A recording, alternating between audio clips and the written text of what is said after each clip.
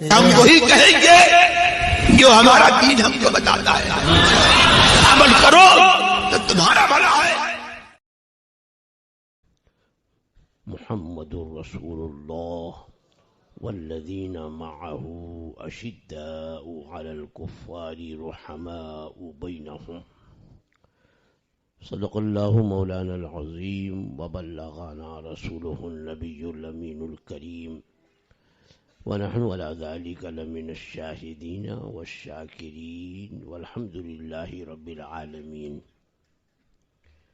انتہائی عقیدت و محبت کے ساتھ بارگاہ رسالت میں درود و سلام کا نذرانہ محبت پیش کر لیجئے. اللہم صلی علی سیدنا و مولانا محمد ماد الجود والکرم وآلہ الکرام وابنہ الکریم وبارک وسلم صلاۃ و سلام علیک یا سیدی یا رسول اللہ صلی اللہ تعالی علیہ وسلم. وقت زیادہ ہو چکا ہے، میں کسی لمبی چوڑی تقریر کے لیے نہیں، آپ حضرات کا شکریہ ادا کرنے کے لیے حاضر ہوا ہوں. خصوصاً ہمارے جو علماء کرام حضرت علامہ مفتی اشرف رضا صاحب، حضرت علامہ سید عبدالجلیل صاحب قبلہ، اور بھیونڈی سے تشریف لائے مفتی محبوب رضا صاحب، کرلا سے تشریف لائے حضرت علامہ مفتی ساجد علی صاحب اور حضرت علامہ مفتی نعیم الحق صاحب، حضرت علامہ مولانا نور محمد صاحب، اور بھی دیگر ہمارے علماء کرام ہیں. یہ لوگ مصروف ترین ہیں، لیکن اس فقیر کی درخواست پہ یہ تشریف فرما ہوئے مجھے بڑی خوشی ہے. اور خاص طور پر حضرت حافظ و قاری سید عبدالوسیع صاحب اور مولانا رفیق رضوی صاحب، یہ دو حضرات جو بہت مصروف بھی رہتے ہیں اور کچھ علیل بھی رہتے ہیں، لیکن خصوصیت سے تشریف لائے. ہمارے مشہور نعت خواں شاداب رضا، جن کے بارے میں حضرت قائد اہل سنت فرمایا کرتے ہیں کہ یہ انڈین اویس قادری ہیں.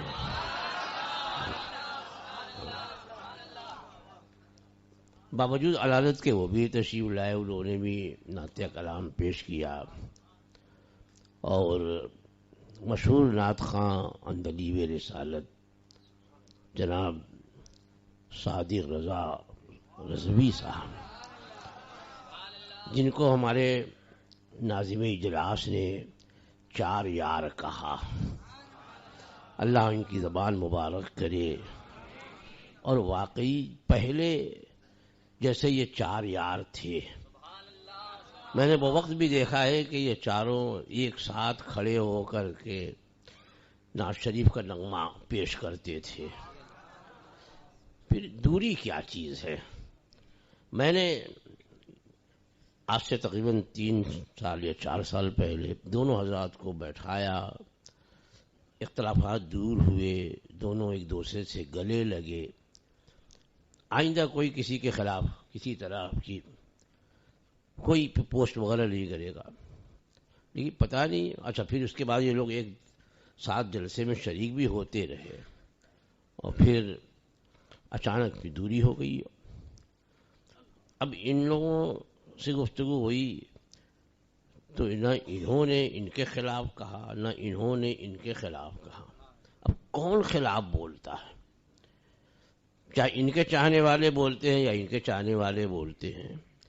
اس میٹنگ میں میں نے یہ عرض کر دیا تھا کہ سب سے پہلے تو آپ لوگ اپنے اپنے عقیدت مندوں کو لگام دیں. وہ محبت میں دوسروں کی اہانت کر دیتے ہیں، یہاں تک کہ علماء کی اہانت، مفتیان کرام کی اہانت، یہ محبت نہیں ہے، یہ محبت نہیں ہے۔ ایسی تعریف کہ کسی کی تذلیل ہو، خود حدیث پاک میں منع ہے، یہاں تک کہ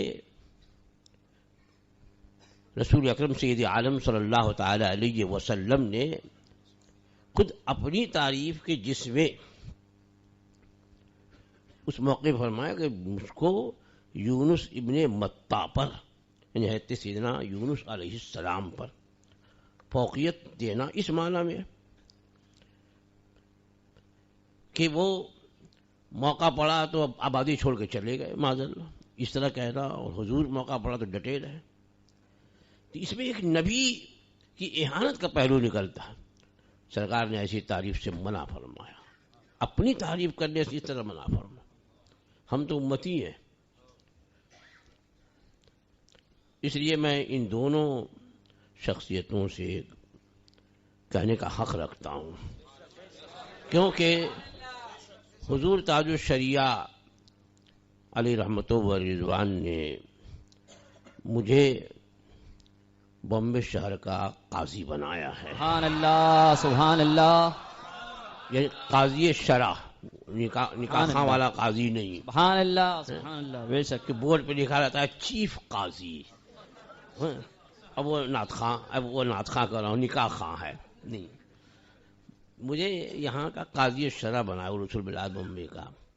اس اعتبار سے مجھے یہ حق ہے کہ میں ان دونوں کو حکم دے سکوں، اللہ، سبحان اللہ، اپنی خدمت کے لیے نہیں کہ آپ لوگ جو ہیں سبحان اللہ، جتنا نذرانہ وصول کرتے ہیں اس میں سے آدھا میرے وہاں بھیج دیجیے، یہ نہیں درخواست کرنا، گھبرائے نہیں یہ لوگ۔ میں مسلک کا درد رکھتا ہوں، بے شک، بے شک، میں چاہتا ہوں کہ آج مسلک حق پہ ہر طرف سے یلغار ہے، صلح کلیت تیزی سے بڑھتی جا رہی ہے، نئے نئے نام کے ساتھ نئے نئے فرقے پیدا ہو رہے، اپنے کو سنی بھی بولتے ہیں اور صحابہ کرام کو گالی بھی دیتے ہیں، معاذ اللہ، معاذ اللہ، تو مسلک حق پہ ہر طرف سے یلغار ہے، اور ہم اگر آپس میں متفق نہیں ہوئے، ہمارے اندر اتحاد نہیں رہا، تو ہمارے مسلک کا زبردست نقصان ہے۔ اس لیے اگر ہماری کسی طرح سے سبکی ہوتی ہو، ہمارے سلسلے میں کوئی تذلیل ہماری کرے، ذلت کرے، یہ ہمارا ذاتی معاملہ ہے، لیکن میرے دوستوں، میرے بزرگوں، مسلک کے معاملے میں متحد ہو جاؤ، بے شک، بے شک، مسلک کے معاملے میں متحد ہو جاؤ، اور آپ سب اپنے اپنے ماننے والوں کی زبان بند کرو، ان کے قلم پر پابندی لگاؤ کہ بھائی یہ ہمارا معاملہ ہے، وہ ہمیں گالی دیا، ہم نے معاف کیا، انہوں نے ان کو گالی دیا، انہوں نے معاف کر دیا۔ معاف کرنا یہ اللہ کو پسند ہے، سبحان اللہ، بے شک، معاف کر دینا یہ بڑائی ہے۔ اسی لیے کسی بزرگ نے ایک بات کہی، پوچھا گیا ان سے کہ یزید کا کیا معاملہ ہے، یزید کا کیا ٹھکانہ ہوگا، تو انہوں نے فرمایا کہ اگر یزید کا معاملہ امام حسین کے سپرد کر دیا جائے تو امام حسین ضرور اسے معاف کر دیں گے، ان کے گھر والوں کو اس نے بھوکا پیاسا مارا، قتل کیا، کتنی اذیتیں دی، لیکن امام حسین اللہ اکبر گہوارے رسالت کے پروردہ ہیں، رحمت للعالمین کی گود میں انہوں نے پرورش پائی ہے، آنکھ کھولی ہے۔ انہوں نے فرمایا کہ اگر اس کا معاملہ امام حسین اہل بیت اطہار کے سپرد ہوگا تو وہ لوگ معاف کر دیں گے۔ تو بات تو یہ ہے، یہ لوگ اتنے رحم دل، اسی لیے صحابہ کرام رضوان اللہ تعالی علیہم اجمعین کی قرآن مجید میں جو صفت بیان کی گئی ہے، تو پہلی صفت صحابیت کے بعد اشداء علی الکفار، کافروں پر بہت سخت، رحماء بینہم، آپس میں بڑے رحم دل ہیں. تو آج اس کے برعکس ہو رہا ہے، سب کو چھوڑ دیا ہے. اب ان کی نہ مخالفت کر رہے ہیں، نہ ان کا رد کر رہے ہیں، نہ ان کا رد کر رہے ہیں، اپنے ہی اپنا رد کیے جا رہے ہیں. سب چھوڑ دیا. اب وہ ہنس رہے ہیں، مزہ لے رہے ہیں. ان کی پوسٹ کو جو ہے دلیل بناتے ہیں. یہ دیکھو، یہ ہم کو اگر یہ کافر کہہ رہے تو کیا ہے، تو اپنے آپس میں ایک دوسرے کو کافر کہتے ہیں. تو کہ بعض گمان حرام ہے، گناہ ہے. جو بعد میں گمان کرتا ہے نا، اب بھائی اب ہم نے، ہمارے دل میں کچھ نہیں ہے، ہم نے ایک جملہ کہا، پکڑنے والے نے پکڑ لیا. دیکھو فلاں کے بارے میں کہا ہوگا اس نے، ارے تو نے اس کا دل دیکھا ہے کہ کس کے بارے میں کہا؟ تمہیں علم غیب ہو گیا؟ اگر کچھ کوئی جملہ کہا اس نے تو یہ کیسے آپ نے یقین کر لیا؟ یقین تو چھوڑو، کیسے آپ کو شبہ ہو گیا کہ فلاں شخصیت کی اس نے توہین کی ہے اور نعرہ بھی لانے لگے فلاں کا گستاخ ہے؟ یہ بدگمانی چھوڑ دو. جب تک کہ یہ ختم نہیں ہوگی درمیان سے، آدمی اسی طرح الزامات لگاتا رہے گا. قرآن مجید پر عمل کرو. قرآن مجید میں اس کے بعد فرمائے وَلَا يَغْتَبْ بَعْضُكُمْ بَعْضًا، تم میں سے ایک دوسرے کی غیبت نہ کرے، غائبانے میں اس کے ایسے اوصاف ذکر نہ کرے کہ سامنے کہو تو برا لگے. غیبت کا یہ مطلب نہیں ہے کہ اس پر اتہام لگائے، الزام لگائے، تہمت لگائے، نہیں، وہ تو حرام ہے ہی. غیبت کا معنی ہوتا ہے کسی کے غائبانے میں موجود نہیں ہے، ایسی بات کرو کہ اس کے سامنے کہو تو برا لگے. اب کوئی اگر ایسے چلتا ہے، بھائی وہ قدرتی طور پر ہوگا، لیکن آپ اس کے غائبانے میں کہہ وہ ٹڑوا ایسے، اب یہ دیکھیں سامنے بولو گے تو مارے گا بھی وہ. یہ غیبت ہے. اور غیبت کے بارے میں اللہ جل وعلا اپنے کلام مجید میں کیا فرماتا؟ اَيُحِبُّ أَحَدُكُمْ أَن يَأْكُلَ لَحْمَ أَخِيهِ مَيْتًا، کیا تم میں کا کوئی پسند کرے گا کہ اپنے مرے ہوئے بھائی کا گوشت کھائے؟ یہ غیبت کرنا، اپنے ہی بھائی کا، مرے ہوئے بھائی کا گوشت چبانا. زندگی میں تو شاید دانت کاٹ لے بھائی کو، لیکن جب انتقال ہو کر کچھ لاش پڑی ہو تو اب اس میں زور سے نہلا سے پینے کی تکلیف ہوگی، جنازہ بھی تیز نہیں لے چلتے کی تکلیف ہوگی.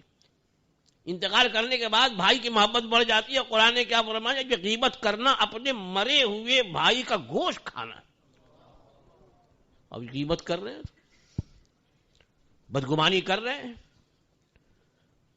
بدگمانی، کسی مومن کے بارے میں بدگمان ہونا حرام ہے.